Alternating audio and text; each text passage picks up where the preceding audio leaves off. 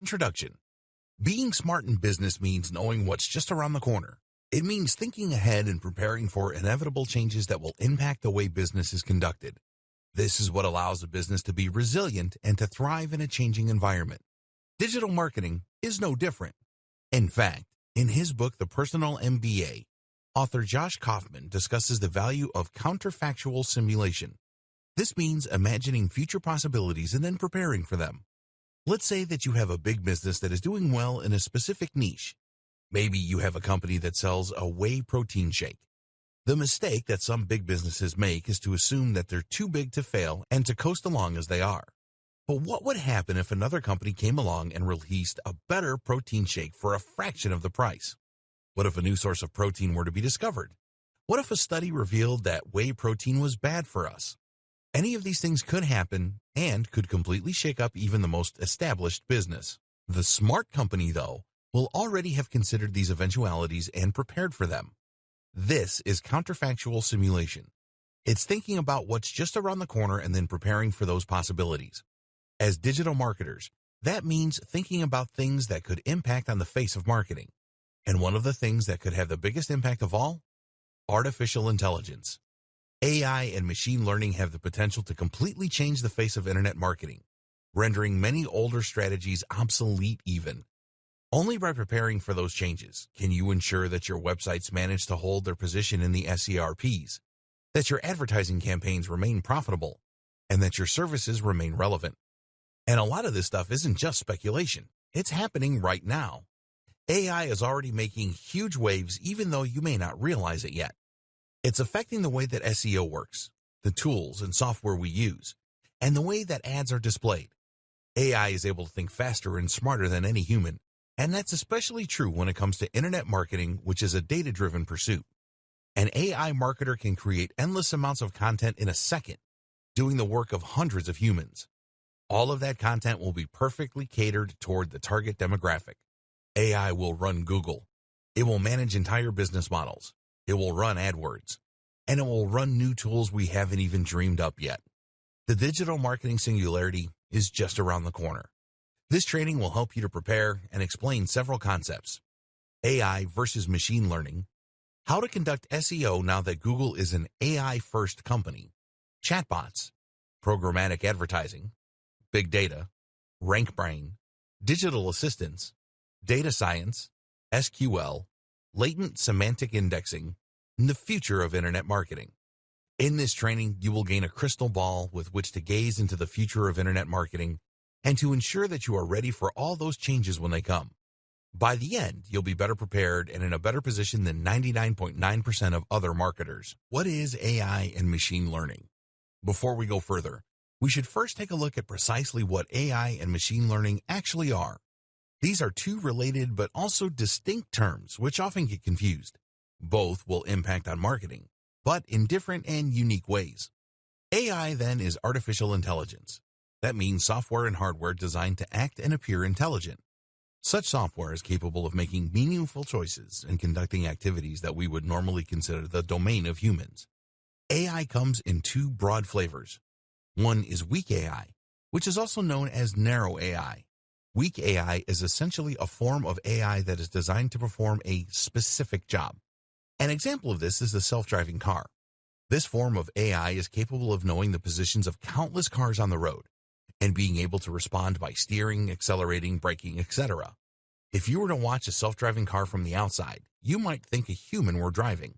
In that way, it does a job that would normally be considered a human role. But at the same time, you can't speak with a self-driving car and you can't ask it how it's feeling. A self-driving car would certainly not pass the Turing test. Note, the Turing test is a test designed to measure the effectiveness of an AI. If you talk to an AI on a chat app and you don't know that it isn't human, then it is considered to have passed the Turing test. Another example of weak AI is used when creating bad guys in computer games. These use programming in order to behave in a human-like manner and to provide a challenge for the player. However, the code is only useful in the context of the video game, and so it's not about to turn into Skynet anytime soon.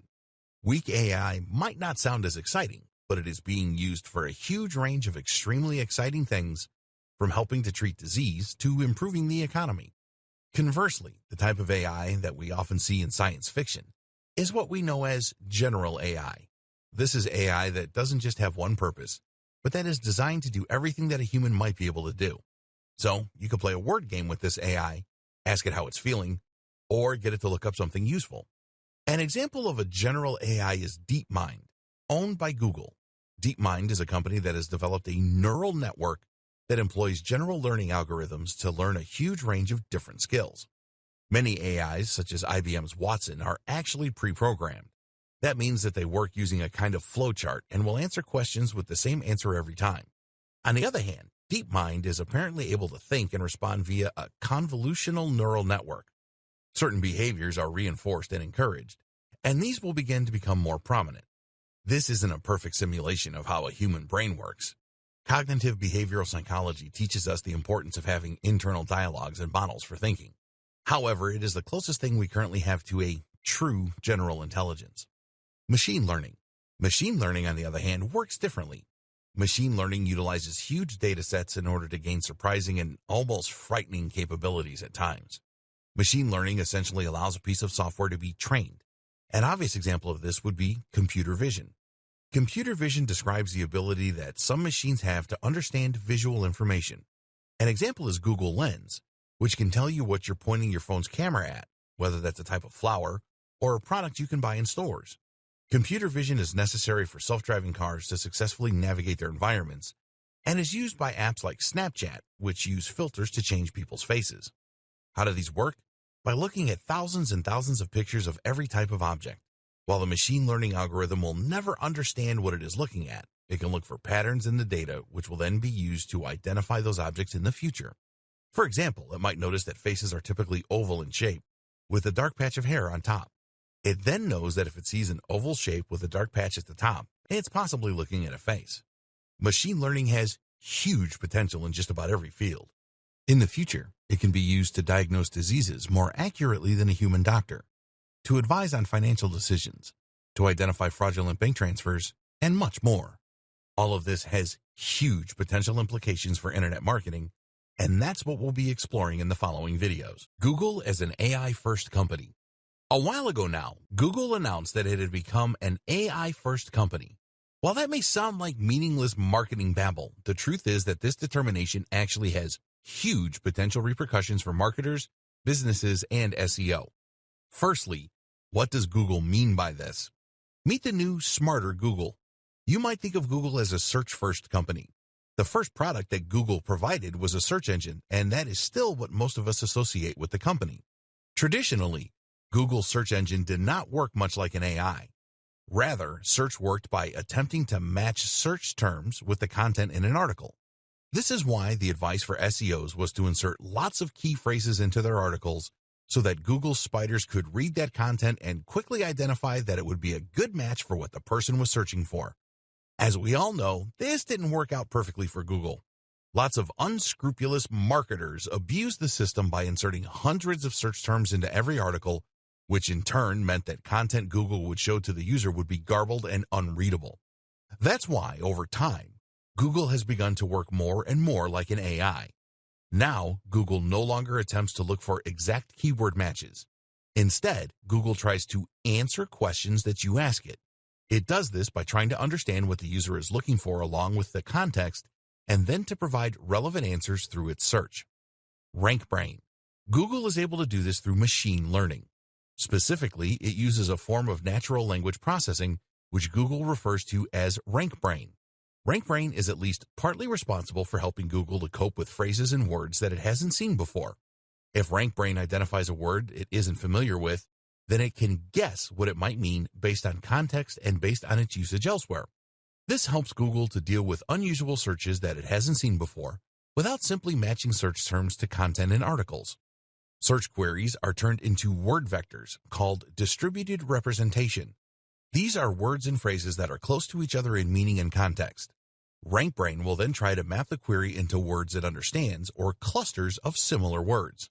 From there, it insinuates what the searcher actually means and is looking for and provides results on that basis. RankBrain also understands the relationships between words and the way that they work together. At one point, joining words such as the or and were ignored by Google.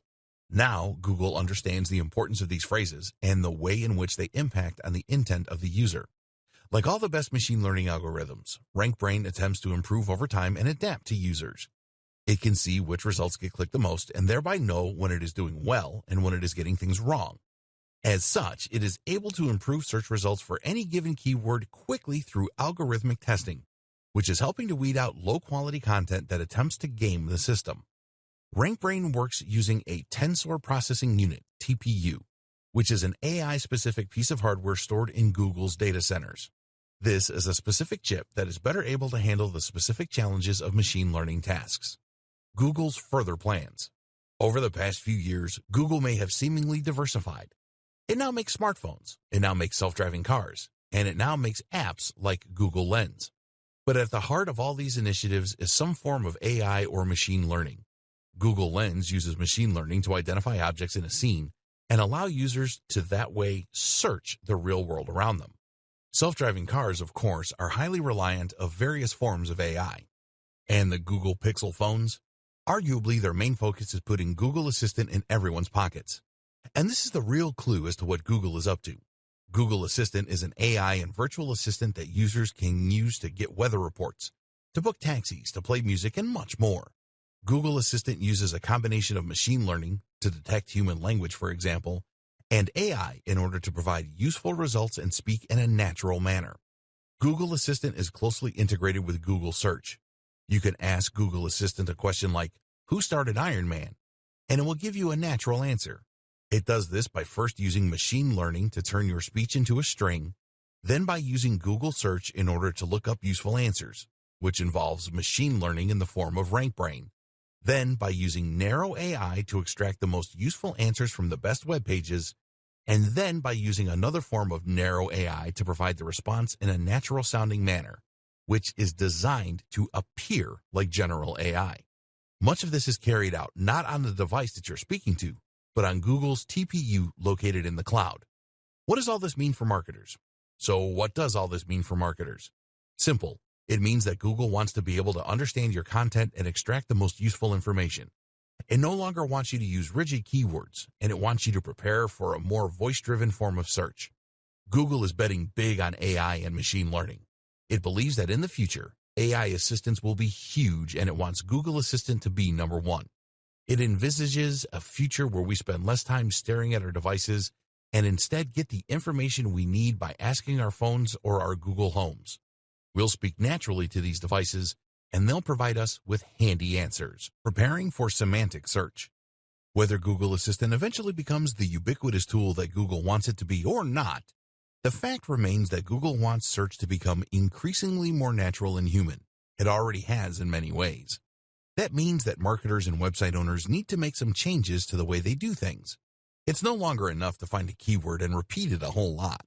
You now need to work as though you're speaking with an AI. And that means a couple of things. LSI, latent semantic indexing. Latent semantic indexing is one of the most important things to consider if you're interested in improving your SEO and getting to the top of Google. It's even more critical if you hope to be ready for Google's AI-driven future. Not only is it a powerful concept in itself, but it is also an important microcosm of the broader changes that we are seeing to SEO today. Search engine optimization is a big and very important part of digital marketing, and if you want to drive the maximum number of people to your website or blog, then it's absolutely essential that you have the search engines on board. In the past, SEO has largely relied on creating tons of content around a certain topic and repeatedly using a set number of keywords or key phrases in that content in order to help Google identify the subject and help the right visitors to find your pages. Unfortunately, a few people began to take advantage of this system and began keyword stuffing by using the same keywords over and over again to the point of distraction. Google had to get smarter, and so it did. Today, using the same keyword too much will get you into trouble. So what does Google do instead? It looks at context and the broader subject of the article. In other words, it looks for synonyms and related terms, and this also gives it the ability to better understand what your page is about. For instance, if you had written an article about decision trees, then in the past, Google could theoretically have gotten confused and brought your site up as a result when someone searched for trees. It may have thought you were talking about decisions about trees. Now, though, it can look for related terms like flowchart and thus help to more accurately match article to reader. LSI actually comes from mathematics and uses a technique called singular value decomposition. This means that it will scan unstructured data and look for the relationships between the words and concepts within. How to handle LSI. So, how do you make sure your site is LSI optimized? Short answer, you don't. While it is obviously tempting for SEO companies to now start offering their LSI optimized services, the truth is that you should have been doing this all along and without thinking about it. That's what the best web marketers like Andre Illison have always recommended, and it's what Matt Cutts advises as well. In short, writing naturally should mean that you are including synonyms and related topics. Otherwise, your writing is going to sound pretty repetitive. The moral is what it's always been: stop double guessing and just write for the reader. This is something we'll come back to again and again with regards to preparing for a smarter Google.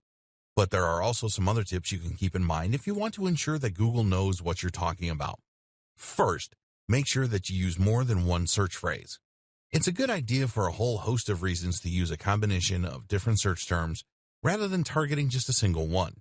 Seeing as Google will often show results that don't use the exact key phrase the person searched for, it makes sense to try and include a few popular iterations of the same term. Likewise, you should make sure to use good and varied vocabulary around the topic. This helps to better demonstrate the context and the subject matter of your article. Rather than filling an article with random synonyms, think instead about words that would often occur alongside the topic you're working with, such as our earlier example of flowcharts. This is called co-occurrence, and it's the kind of thing that machine learning algorithms love. Structured data. The other big concept that SEOs need to consider in order to be ready for the AI Google of the future is schema markups, also known as structured data, also known as rich data. Remember, Google's aim is to enable Assistant to answer natural language questions with useful responses, which will draw on information found on the web. Google doesn't just want to pull up a list of useful search results. It wants to be able to answer questions. So if someone asks how to make bolognese, it will simply read out the ingredients.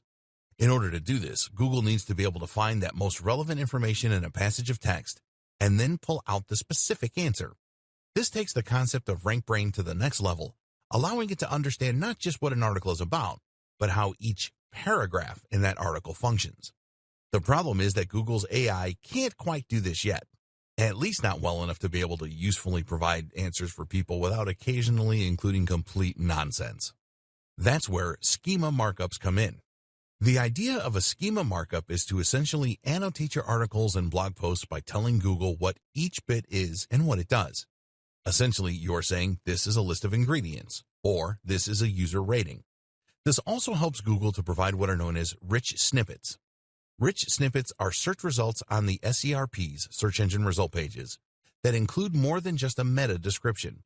You might see a search result listed, for instance, that also includes bullet point steps, or that includes ingredients for the meal. This way, the user can see the information they're looking for without even needing to leave that website. How to use markups. Markups look a lot like HTML. Here's an example of what this might look like. That is basically telling Google that you are talking about a local business, the Candle Factory. You can also use schema to highlight product names, authors, aggregate ratings, software applications, restaurants, movies, and much more. To use this information, you can either look up the HTML code and implement it yourself, or you can use Google's handy markup helper, https://www.google.com/webmasters/markup-helper/u/0. Here you will simply share the URL of the page you want to mark up, and it will then provide you with the opportunity to create the necessary tags. There are also plugins you can use to the same end through WordPress. The good and the bad of schema markups. The savvy among you may have noticed some worrying issues with schema markups. Specifically, they encourage people not to visit your website. Let's say you have a recipes website and you included an article on cooking bolognese. You probably did this hoping that people would search for it on Google, find your website, and then visit your page in order to read about it. In doing so, they might also click on a few ads, they might buy an affiliate product, or they might just remember your brand so they come back again in the future. But if Google simply takes your key information and shares it, then there is no real incentive for them to actually visit your web page. As such, there's no chance that they will click on your ads, or buy your products. They'll not even know that the information came from your website. Essentially, Google is this way using our intellectual property without any remuneration, which has upset a lot of webmasters, businesses, and marketers. So should you avoid using these features altogether? Unfortunately, that is not really an option. Remember, Google also uses markups in order to provide rich snippets. These are the more media-rich search listings, which include things like star ratings, images, bullet points, and more. These really help a web page to stand out in the SRPs and thereby ensure that more people click on that listing. And while you might not get any benefit from having Google read your ingredients out, if you don't include markup language, then it will just get that same information from one of your competitors. Google wants to use schema markups, and that means that it will likely reward those sites that do with a little SEO boost. For all those reasons, it's essential that you keep using this strategy, even though you might be giving Google free information in doing so. In the future, if more and more people talk to their Google Assistant rather than browsing the web for information, then there's a good chance Google might need to rethink its policy, lest it face a rather big backlash from content creators. Big data. You might hear the term big data thrown around a lot and not fully understand what is meant by it. In this video, you will be enlightened and learn how big data can help you and your business both now and in the future. Essentially, big data is nothing more than large data sets. These large data sets are increasingly common online, seeing as everything online is easy to measure and document. If you think about a company like Google, it has immense data sets that it works from, describing the search history of billions of users. But even a standard website that gets 1,000 visitors a day will work with huge amounts of information. A website will naturally record each of those visits and will also store data about each one, such as the country of origin and the length of time spent on the site. In a few weeks, this data will likely crash a lot of spreadsheet software. The reason that big data is featured in so many discussions is that it is very difficult to handle. Making sense of such huge amounts of information requires a lot of smart math, while simply storing and handling that kind of data requires a lot of storage and computational power. But the potential value of big data is also absolutely huge.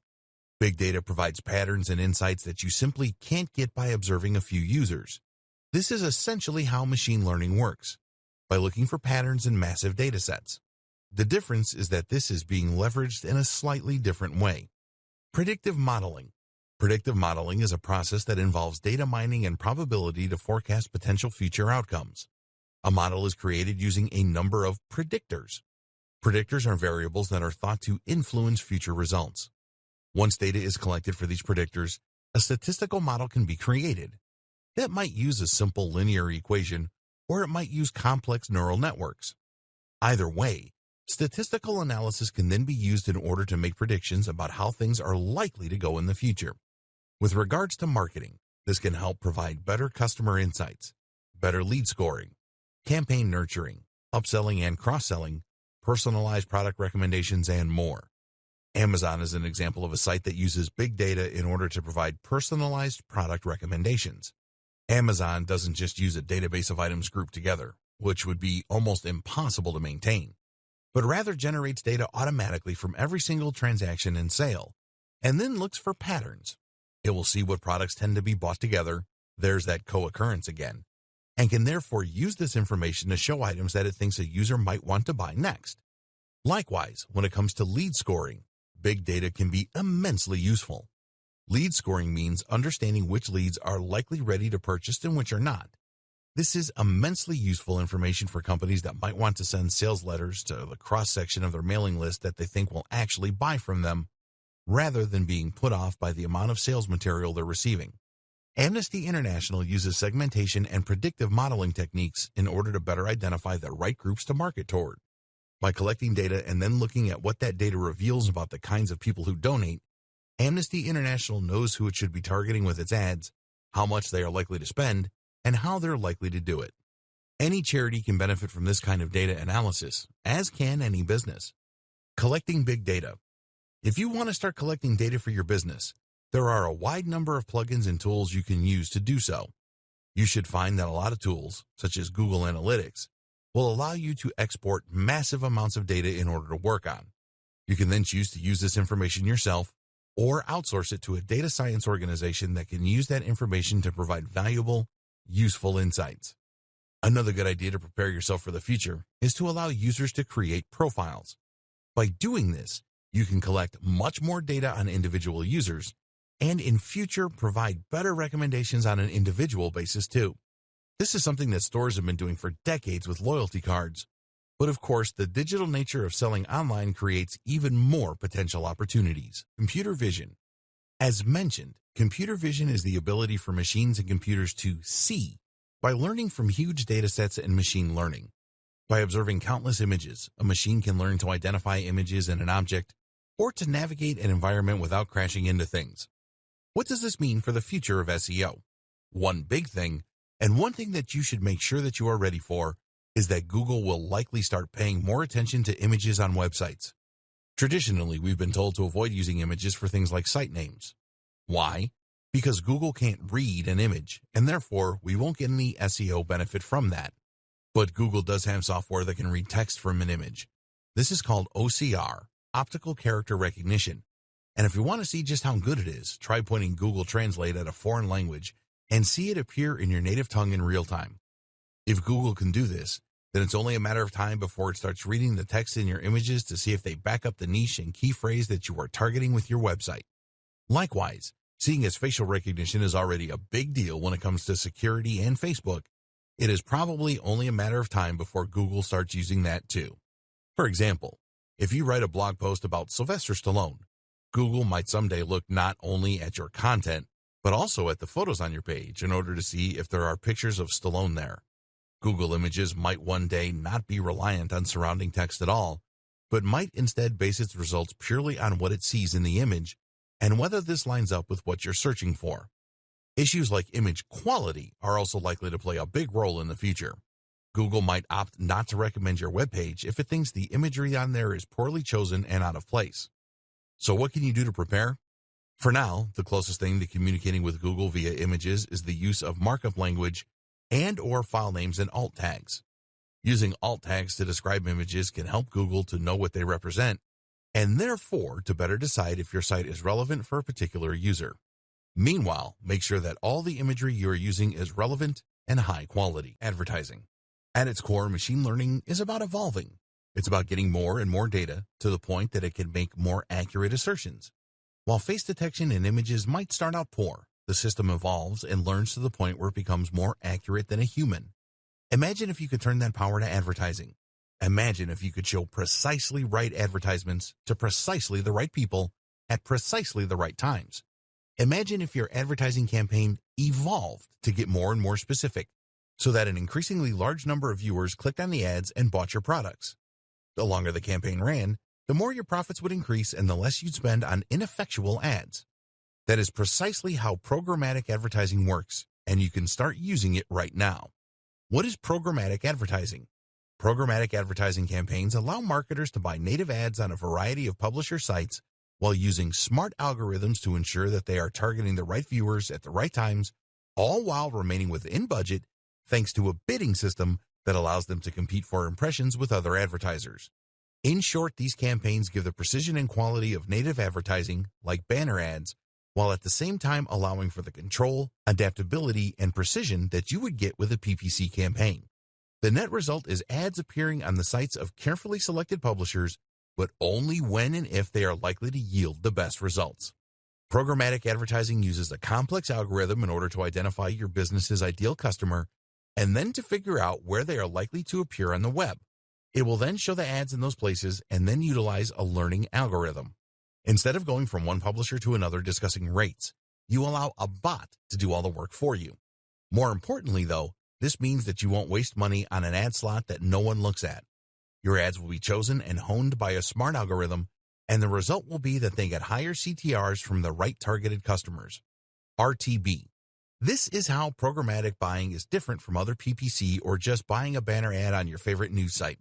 Giving you further control, meanwhile, is the option to use RTB or real-time bidding. What RTB essentially means is that you are automatically entering into a bidding war each time a page loads based on your predefined budget. These bidding wars allow your ads to compete with other advertisers around a large selection of different websites that all cater to the specific demographics and context that you have chosen. In other words, You will define that you want to target sports sites catering to an audience of males in their 20s to 40s, and from there, your ads will appear across a selection of those websites, which you can still curate in some cases if you wish, based on the outcome of each little bid. This allows you to target your audience across a range of different sites and to avoid paying too much to do so.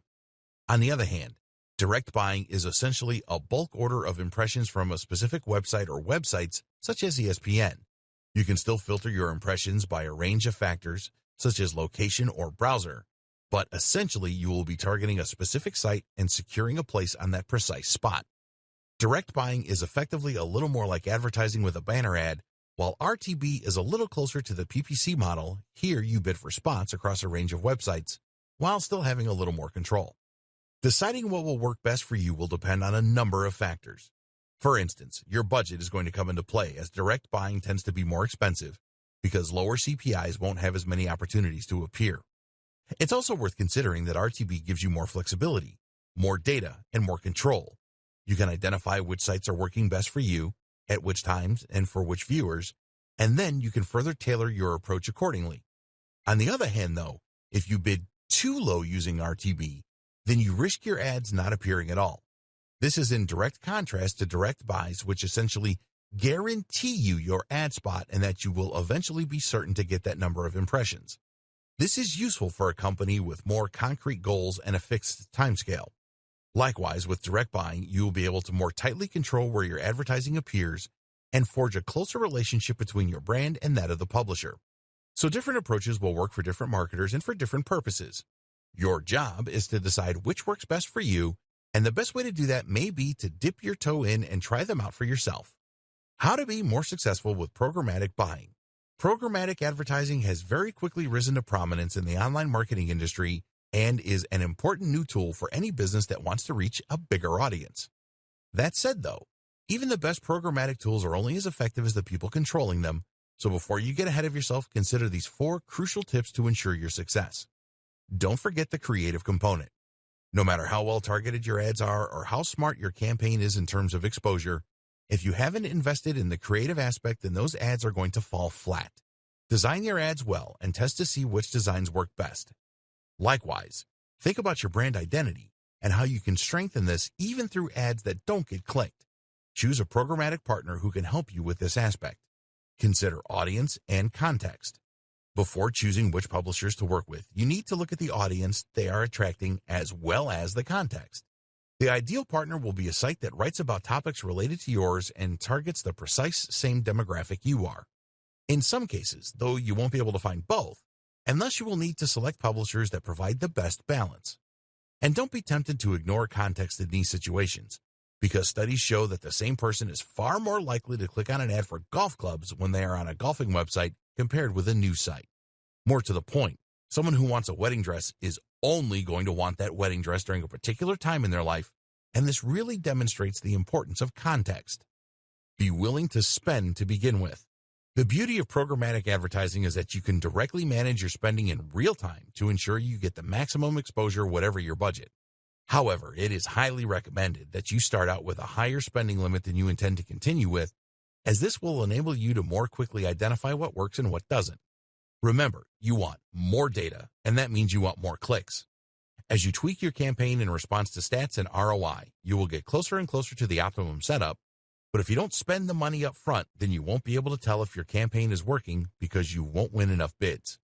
Spend a little up front, and you'll save money in the long run once you settle into your groove. Make sure your ads fit in. The downside of any automated advertising campaign is that you can lose that personal touch. The benefits that come from working with a publisher to develop an advertising campaign that matches the tone and appearance of their overall site and that they will help to promote throughout their content. Unfortunately, native advertising is difficult to scale, which is why so many automatic platforms are popular. To be successful with programmatic advertising, this is something you need to consider. Your ad is targeting the right people, on the right devices in the right context. But is it the right fit for the job? This ad needs to look like a native ad in the same way that a banner ad would. Creating ads that will blend into a number of environments is one way to do this. Another is to choose a tool that allows you to select the brands you want to work with, and then to choose those that are already closely aligned with your own goals and style. Email marketing. The key to success on the web is not just to gain traffic, but also to control that traffic. What does that mean? It means that you need to know how to decide which of your visitors you want to talk to at any time. It means that you need to understand your visitors and to know what they are thinking, what their moods are, and what they're interested in at any given time. And it means you need to know how and when to strike when it comes to selling products or encouraging people to sign up to your mailing list. This is a theme we've seen come up time and again with machine learning and AI, and email marketing is no different. You can do all this by building a mailing list and then segmenting that list. First, let's go over the basics of email marketing again for those that aren't familiar. Email marketing is, of course, the process of marketing via email. In other words, this means you're going to be building a big list, a collection of emails, and you'll do this by asking visitors to your site to share their contact details when they land on your homepage. This, in turn, requires an autoresponder. An autoresponder is a tool that you use to create email forms and then to manage all of the contacts on your list. You can use the form somewhere on your page to let people input their details, and you'll use the autoresponder to actually send all your emails. It should be immediately apparent what the value of this is. Sending all your emails manually using Gmail or another web client is not easy and would likely result in many not getting delivered.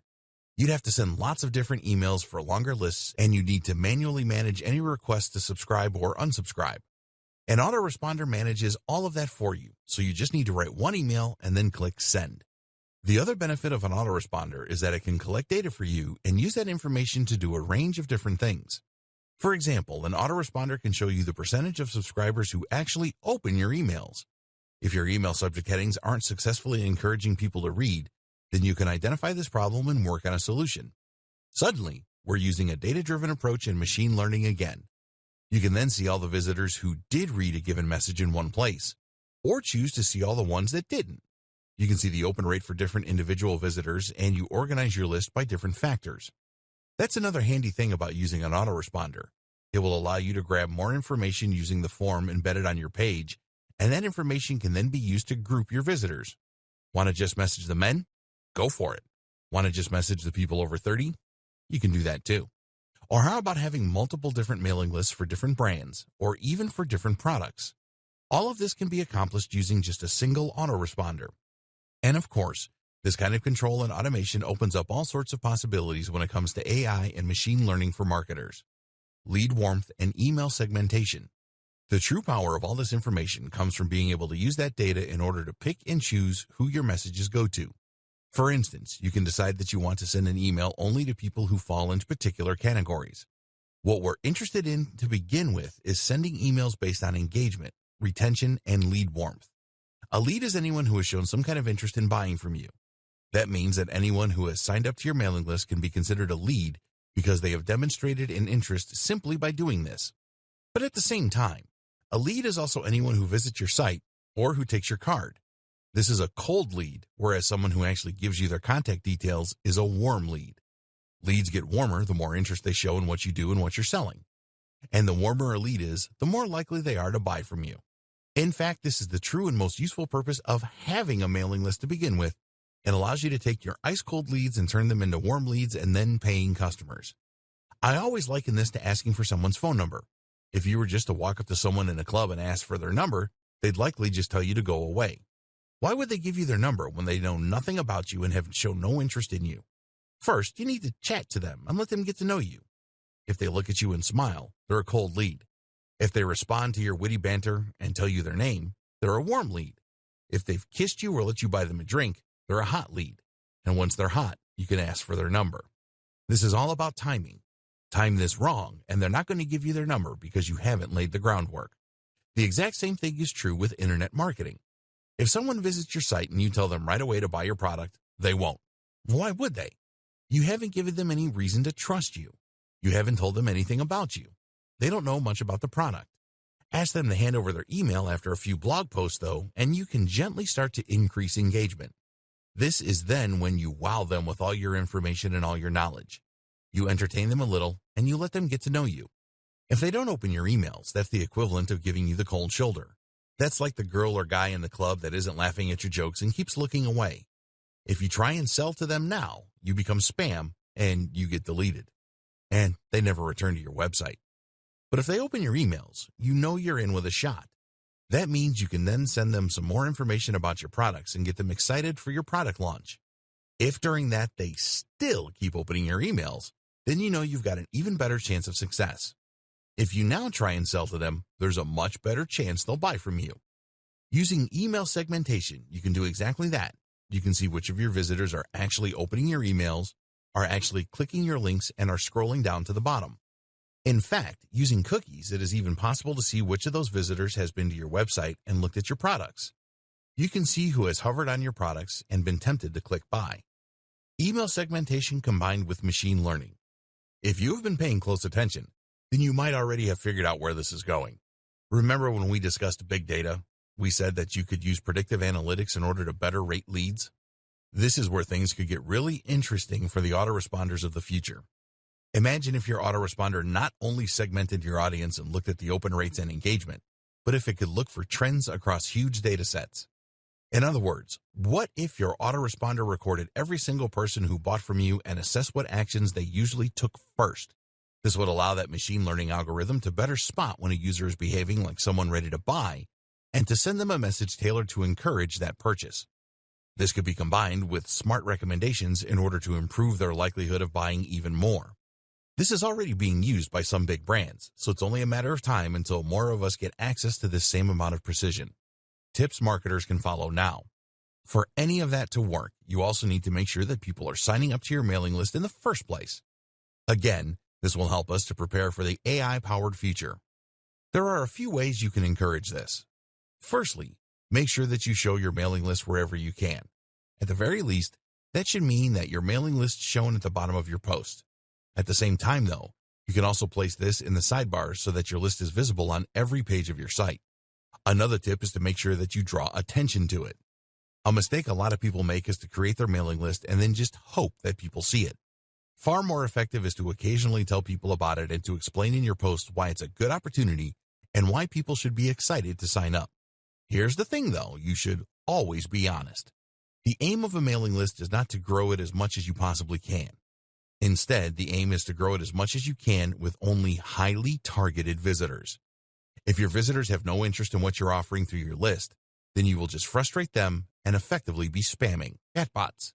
Chatbots are an increasingly popular tool for marketers, business owners, and webmasters. So what is a chatbot? Essentially, a chatbot is a minuscule AI that will normally live on a website and will then be able to answer questions and engage in basic conversation. Very often, chatbots are used in customer service. This way, a website can answer commonly asked questions and significantly lighten the load on its customer service team. The company can provide the support it wants to for its buyers without spending a huge amount on extra members of staff and call centers. But a chatbot can be much more than just customer support. Chatbots are just as effective in marketing and can be extremely effective at increasing sales and profits. Chatbots are particularly effective at kickstarting a sales process by welcoming visitors to a website and asking them what they're looking for. Instead of relying on UX to try and guide the visitor to the right part of the page, a chatbot can instead simply ask what they are hoping to buy and then take them to that page. What's more is that it can provide useful recommendations, perhaps informed by previous buying history, and it can reduce any concerns that users might have. Chatbots can even get information from customers by asking them their budget or what it is they're looking for. Even if they don't buy, you now understand their intent, and you can use this information to hone your marketing strategy further. Some pundits argue that in the next few years, 85% of business might be done through chatbots. So how can you get started? 80% of businesses say they want chatbots in place by 2020. Facebook chatbots. One option is to invest in a Facebook chatbot. There are plenty of sites and services online that will sell these for you. Facebook Messenger is a new frontier for a lot of small businesses. While it has crept under the radar for many marketers, the numbers speak for themselves. Facebook Messenger is currently used by over 1.2 billion people. That's 11% of the entire human population. And what makes Messenger even more powerful is that it can be embedded into your website. Over 20 million pages use messaging, and that number is growing. This provides a very simple and easy way to communicate with your visitors, to answer their queries, and to help convert traffic into sales. But you can't be available 24/7 to cater to all your visitors' needs, and this is where a chatbot comes in. This is a basic AI that can tend to your customers and help to provide a more personal experience while answering basic questions. This is a hugely powerful tool for businesses as it means you'll no longer lose visitors that struggle to find their way around the website or to get the information they need. Imagine if customers could order food by just sending a Facebook message and then answering a few automated questions. Or what if a business could access your expert legal advice without ever needing to speak to you in person? All of this is possible in the near future. Facebook chatbots can even be proactive by sending messages to potential customers. You need to be extremely careful with this, seeing as it can be seen as spam. But if you have an automated system that's able to reach out to potential buyers at just the right time with a carefully crafted message, this can be huge for business. Other types of chatbot. Of course, not all chatbots are Facebook chatbots. There are many other ways to implement chatbots into a website, from creating them from scratch using homemade software, to using them to respond to emails or SMS. Developing your AI skills using SQL. If you want to ensure you aren't left behind by developments in AI and machine learning, then it may pay to learn relevant skills that you can use to implement your own strategies. At least by understanding the tools used in AI and machine learning, you will be able to navigate these new horizons and make smarter decisions for your business. One of the key concepts to understand then is SQL. SQL stands for Structured Query Language and is a declarative language that is used to store and retrieve information from a database. If that sounds like gobbledygook, it basically provides a set of commands you can use to manipulate large data sets. SQL is crucial for data science and machine learning. It takes a number of forms, such as MySQL, SQL Server, and SQLite. Each uses a slightly different dialect to achieve the same thing: interact with relational databases. Relational databases consist of numerous tables like you see in Excel, with columns and rows. So if you had a lot of visitors to your website, you might fill out their data across rows such as name, age, contact details, etc. Pull out any given visitor, and it will bring their details up so that you're ready to call them and market to them. SQL then allows you to do things like creating whole new tables or inserting new rows, columns, or cells. You can do this with simple commands like create table and insert into. To make a new database, you first need to use a command to make it, and from there, you can then begin inserting tables like so. One of the most powerful commands is something called select, which allows you to retrieve information across one or more tables. For instance, you can use this to get the details of anyone over a certain age, like so. Group by is a command that lets you group results according to certain conditions. Cursors let us move through sets of data and make changes. While this all might seem quite simple, combined with huge amounts of data, these simple commands can yield fascinating results and be extremely useful in informing future decisions. This is essential how machine learning works. And if you ever want to work as a data scientist to employ big data solutions or machine learning applications, this is what you will need to know: how to future-proof your marketing. Over the course of this training, we've examined a large number of different types of AI and machine learning in the context of digital marketing. The objective of all this has been to help you better prepare for the future. You know that you should start collecting as much data as possible right now, that you need to add schema markups to your site, that you should be using LSI, that you could benefit from a chatbot. You even know a little bit about SQL, just in case you ever decide to get involved behind the scenes. But in all likelihood, all of this is going to change a lot more before it enters the scene, and we can't really anticipate just how its impact will be felt. There are huge waves making their way through internet marketing, and the power of AI can't really be understated. Imagine, for instance, what will happen once AI that can write high-quality content becomes commonplace and commercially available. This technology already exists. AI that can write nearly as well as a human. But when it is allowed to cut loose on the web, it could potentially flood the internet with new enough content to double or triple its size in a matter of days.